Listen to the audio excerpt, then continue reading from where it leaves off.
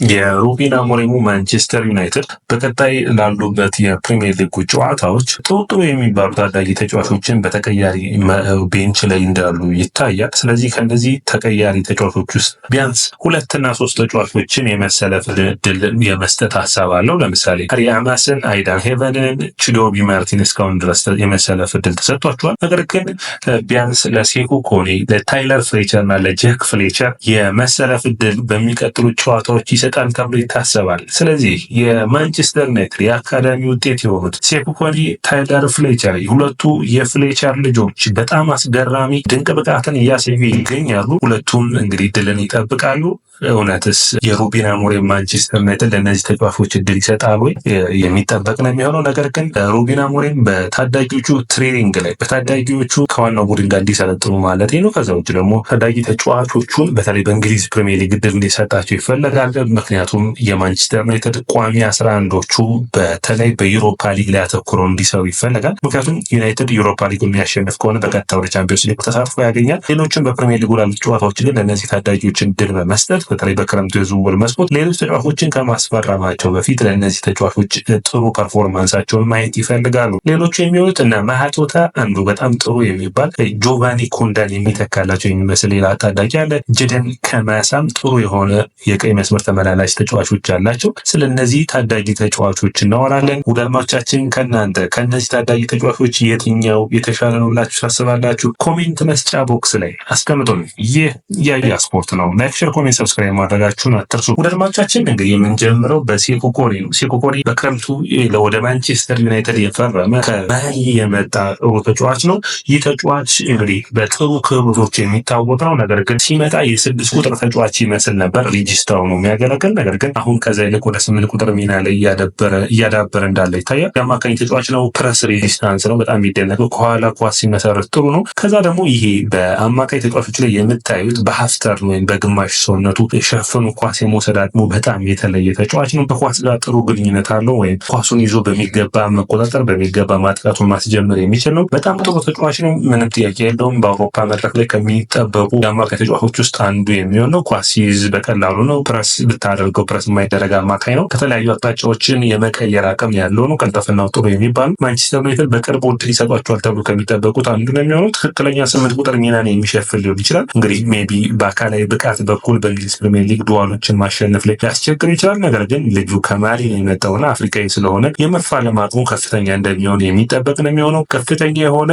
የማንቸስተር ዩናይትድ የአማካይ ክፍል ላይ በተለይ የኡጋርቴ እና የካዝሜሮን ሚና ለዚህ ተጫዋች የሆነ ያክል የመጫወቻ ጊዜ ተሰጥቶት በእንግሊዝ ፕሪሚየር ሊግ ላይ ለማንቸስተር ዩናይትድ ሲጫወት የምናየው ነው። ድሪብል አይደረግም። በጣም ጥሩ የሚባል ነው። ያለቀለት ኳስ ወደፊት ጠጋ ብሎ ማጣበል የሚችል ነው። ኳስ ካገኘ ኳስ ላይ ፕረስ አለመደረግ አቅሙ ጥሩ የሚባል ነው። ስለዚህ ከኡጋርቴ ጋር በ8 ቁጥር አብረው ሊጫወቱ የሚችሉበት እድል ያለ መሆኑ የሚረሳ አይደለም። ስለዚህ ሴኩ ኮኔ በሚቀጥሉ ጨዋታዎች ውስጥ እድል ከሚሰጡት አንዱ ነው። በተለይ በታዳጊ ቡድን ውስጥ በማዕከል ውስጥ እንግዲህ በጣም ጥሩ ብቃቱን እያሳየ ይገኛል። ሩበን አሞሪም ብዙ ጊዜ ተቀያሪው ቤንች ላይ እያደረጉት ይገኛል። ስለዚህ ይህ ተጫዋች የሚጠበቅ ነው የሚሆነው። ውደድማቻችን እንግዲህ እድል የሚሰጡት ከሆነ የምናየው ይሆናል። ሁለተኛው ተጫዋች የሚሆነው ጃክ ፍሌቸር ነው። ስለ ሁለቱ ፍሌቸር ወንድማማቾች በጣም አስደናቂ ብቃት ያላቸው ናቸው። ጃክ ፍሌቸር ማንን ይመስላል ካላችሁ ያጫወት ስታይሉ ሜቢ እንግዲህ ቁመቱ ረጅም ከመሆኑ በስተቀር ኦዚልን የሚያስታውስ እግር ኳስን በደንብ ማንበብ የሚችል ወደፊት ኳሱን መግፋት የሚችል ጨዋታውን ከኋላ ሆኖ መቆጣጠር የሚችል ቴምፖ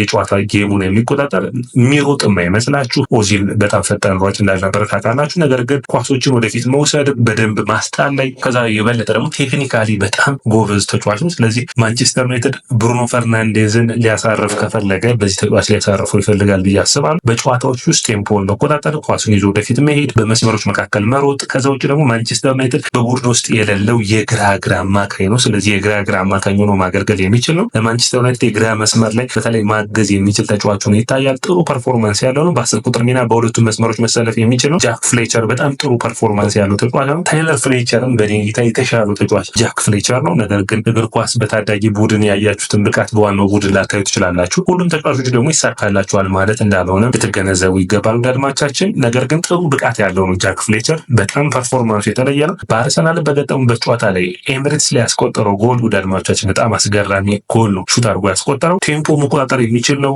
ኳስ ከኋላ ተቀብሎ ወደፊት መውሰድ፣ እድሎችን ማመቻቸት የሚችል ነው። ፔኔትሬት የሚያደርግበት ጨዋታዎች ጨዋታዎችን የሚይበት ማለትም አንድ ሰው በጨዋታው ሜዳው ላይ የማያያቸውን እድሎች መፍጠር የሚችል ነው። ከአንዱ መስመር ወደ አንዱ መስመር የሚለውጥበት ስሩ ፓስ የሚቀየርበት መንገድ በጣም የተለየ ነው። ሌላኛው ወንድሙ ደግሞ ታይለር ፍሌቸር ነው። በጥንቃቄ መጫወትን የሚወድ ወይም እንግዲህ ቀጣዩ ማይክል ካሪክ የመሆን አቅም ያለው ወይም ደግሞ ራሱ አባቱን ፍሌቸርን የሚያስታውስ አይነት በጣም ይሄኛው ደግሞ ፈጠን ያለ በጫና ውስጥ ኳስን መቆጣጠር የሚፈልግ ሁለቱም የአማካኝ ተጫዋቾች ናቸው። ነገር ግን የተሻለ መከላከል የሚችል ኳሱን ማስጣል ላይ ጥሩ የሆነ እንግዲህ ጥሩ ፐርፎርማንስ ካላቸው ተጫዋቾች ውስጥ አንዱ ነው። ይሄኛው የሚወስደው በጣም የ8 ቁጥር ሚናን የሚወስደው ያኛው ፍሌቸር የ10 ቁጥር ሚናን የሚወስድ አይነት ተጫዋቾች ሆኖ ታይቷላችሁ። ቴምፖውን መቆጣጠር ላይ በጣም የሚያስደስተው የቡድኑ ፍጥነትና የቡድኑ መዘግየት በሚገባ ማፋጠን የሚችለው ቦክስ ቱ ቦክስ አማካኝ ሆኖ ነው እየተጫወተ የሚገኘው። እንግዲህ የማንቸስተር ዩናይትድ የአማካኝ ሚና በታዳጊዎች ሚና ላይ ካያችሁ ቴኩ ኮኔ፣ ታይለር ፍሌቸር፣ ጃክ ፍሌቸር እነዚህ ሁሉ ጥሩ ፐርፎርማንሳቸውን የሚያሳዩበት ነው።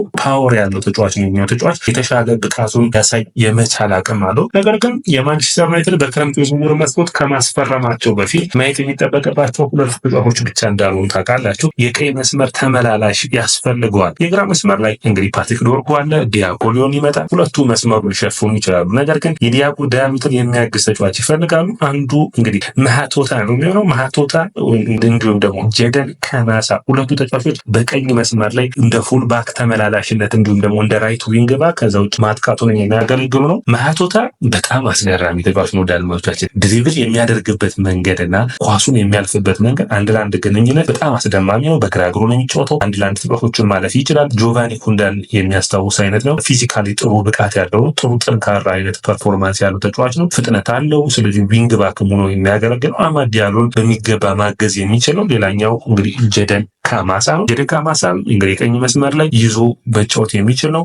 ተመላላሽ ነው። ይሄኛው የሚለየው ምንድነው? በጣም ፈጣን ነው። በተፈጥሮ የመስመር ተጫዋቹ ያገለገለ ነው። ስለዚህ በእነዚህ ባህሪያቶቹ ተመራጭ ሆኖ ሊገኝ ይችላል። ነገር ግን ጀደን ካማሳም ማሃቶታም ጥሩ ፐርፎርማንስ ያላቸው ተጫዋቾች ናቸው። ወደ ዋናው ቡድን በሚቀጥሉ ጨዋታዎች ውስጥ እድል ያገኛሉ ተብሎ ይታሰባል። ሌላኛው ሞር ሃውስ ነው የሚመስለው። ሞር ሃውስ ትንሽ እድሜው ገፋ ብሏል። ነገር ግን በጉዳት ተቸግሯል። ያንን ተከትሎ ብዙ እድሎችን እያገኘ አይደለም። ነገር ግን ባለው ብቃትና ባለው ፐርፎርማንስ በጣም የተሻለ ተጫዋች ነው። በተለይ የአማካይ ክፍሉን በ10 ቁጥር ሚና ላይ ጥሩ ፐርፎርም ከሚያደርጉ ተጫዋቾች ውስጥ አንዱ ጃክ ሞራውስ ነው የሚሆነው። እንደ ቡድን ማንቸስተር ዩናይትድ ታዳጊዎቹ በቀጣዮቹ ጨዋታዎች ውስጥ አትሊስት በቀጣዮቹ 9 የእንግሊዝ ፕሪሚየር ሊግ ጨዋታዎች ውስጥ የምናያቸው ይሆናል። አንዱ እንግዲህ በግራ መስመር ላይ ሃሪ ሃማስን አይተናል። ሃማስ በጣም ጥሩ ፐርፎርማንስ ያለው ተጫዋች ነው። ተመላላሽ ሆኖ ቦታዎችን መሸፈን የሚችል ነው። ጥሩ ብቃት ያለው ተጫዋች እንደሆነ እያሳየ ነው። ስለዚህ ኦልሞስት ሉክሻውን የመተካት አቅም አለው ብዬ አስባለሁ።